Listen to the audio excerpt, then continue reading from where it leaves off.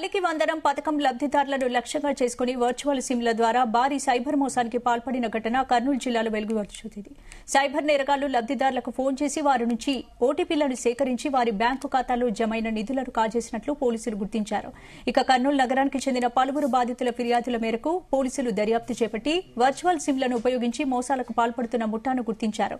ఈ కేసులో ప్రధాన నిందితుడిని అరెస్ట్ చేసి అతని వద్ద నుంచి 36 వర్చువల్ సిమ్లు, మొబైల్ ఫోన్లు, ఇతర కీలక ఆధారాలను స్వాధీనం చేసుకున్నారు. ఈ ముఠా ద్వారా కోట్ల రూపాయల విలువైన లావాదేవీలు జరిగినట్లు ప్రాథమిక విచారణలో తేలింది. పోలీసులు నిందితులను అదుపులోకి తీసుకుని వన్ టౌన్ పోలీస్ స్టేషన్ కు తరలించారు. ఎట్టి పరిస్థితుల్లోనూ తెలియని వ్యక్తులకు ఓటీపీలు, బ్యాంకు ఖాతా వివరాలు లేదా వ్యక్తిగత సమాచారాన్ని వెల్లడించొద్దని పోలీసులు హెచ్చరించారు. మన ఉపేంద్ర అనే మనిషి మన ఇంటికి వచ్చి మన ఏరియాకి వచ్చి అమ్మ ఏటీఎల్ సిమ్ తీసుకొని మీరు వాటర్ బాటిల్ ఫ్రీ ఉన్నాయి, హాట్ బాక్సులు ఫ్రీ ఉన్నాయి, మీరు డబ్బులు కట్టే అవసరం లేదు.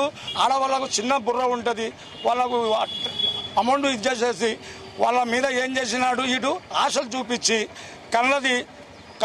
కళ్ళది ఫోటో తీసుకున్నాడు, ముఖంది ఫోటో తీసుకున్నాడు, తమ్ము వేపించుకున్నాడు. ఆ ఎలాస్టిక్ ఎందుకు పెట్టినాడు అది అప్పుడే పట్టుకున్నా. నేను పట్టుకుంటే లేదు, దాని మీద పడింటే తీసి పక్కకు పెట్టినాను. అది తీసుకోపోయి నీ బ్యాంకులో ఏటీఎల్ బ్యాంక్ ఎక్కడ ఉంది? జగత్ బ్యాంక్ ఉంది, జగత్ పాల్ ఉంది, బ్యాంకు లేదు, ప్రపంచంలో లేదు. జగత్ బ్యాంకు అన్నారు. ఎంతమందికి చేస్తున్నాడు నువ్వు? ఎట్లా చేస్తావు?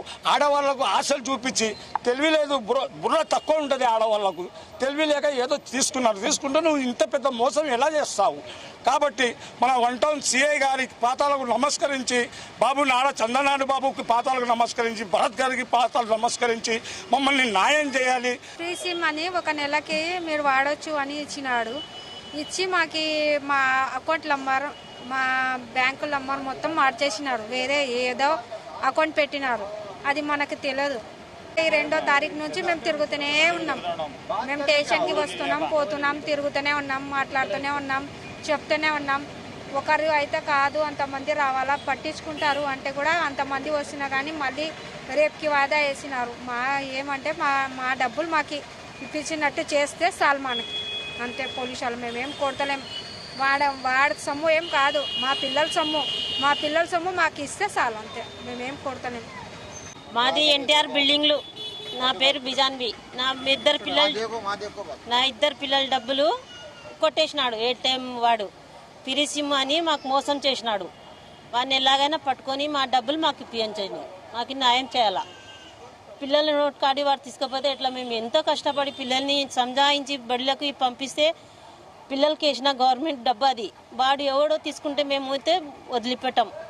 అమ్మఒడి పడినది సార్, 25,000 తీసుకున్నాడు. మాది పడలేదని మేము సచివాలయంలో పోతే పడినాయమ్మ మీకు 22వ తేదీకి పడినాయి, 1 గంటకి తీసేసినాడు అని బ్యాంకులో మొత్తం తిరిగినాం. ఏడ చెప్పలే. మళ్ళీ ఫీను బ్యాంక్ అని ఈడ రాజువారి కాడికి వస్తే అమ్మ తీసేసినారు మీది. ఒకసారి 10,000, ఒకసారి 10,000, ఒకసారి 5,000 డ్రా చేసేసినారు. మీది ఏం డబ్బులు లేవు, 7 రూపాయలు 10 రూపాయలే ఉన్నాయని చెప్పినారు సార్.